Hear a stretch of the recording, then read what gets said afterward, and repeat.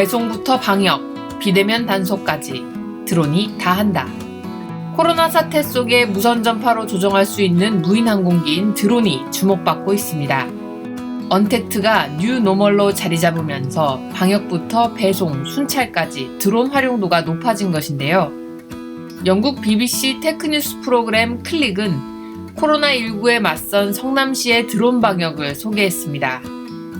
생명을 살리기 위한 레이스라는 방송에서 코로나 상황에서의 드론 활용을 선진 사례로 소개한 것입니다. 성남시는 3월 5일 드론 항공 방역을 시작했습니다. 카메라와 스피커가 달린 드론을 띄워 방역 지역에 있는 시민들에게 사전 이동 요청을 하는데 방역 과정에서 약품이 시민들의 몸으로 들어가는 것을 막기 위해서입니다. 또 드론이 지상으로 내려올 때 생기는 프로펠러 하강풍을 이용해 넓은 지역에 골고루 소독약을 뿌릴 수도 있습니다. 방역하는 사람과 시민이 마주칠 걱정을 줄여 사회적 거리두기 취지에서도 적합한 형태입니다. 성남시 외에 다른 지방자치단체들도 드론 방역을 하고 있습니다. 충청남도와 용인시, 정읍시, 양평군, 영동군 등인데 잡음도 있습니다. 4월 초 경남 하동군이 드론 방역에 인체에 해로운 독성 물질인 염화벤젤코늄액 성분이 들어있는 소독제를 사용해 논란이 일었습니다. 현재 환경부는 드론 방역을 하는 지자체를 대상으로 방역에 쓰이는 소독제를 전수조사하고 있습니다. 이후 인증받은 소독제만 사용하는 등 보완책을 마련하면 더 효과적인 드론 방역 체계를 구축할 수 있을 것으로 보입니다. 제주도는 지난 4월 두산 모빌리티 이노베이션과 손잡고 섬 지역의 드론으로 마스크를 배송했습니다. 가파도, 마라도, 비양도 주민들은 약국과 우체국이 없어 공적 마스크를 직접 살 수 없었고 각 마을 이장이 제주도로 나와 마스크를 받은 후 주민들에게 배부할 수밖에 없었습니다.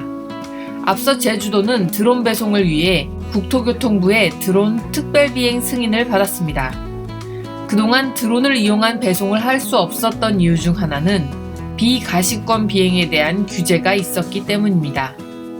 비가시권 비행은 조종사가 눈으로 볼 수 없는 먼 곳까지 비행하는 것을 말하는데 현행 항공안전법은 비가시권 비행을 금지하고 있습니다.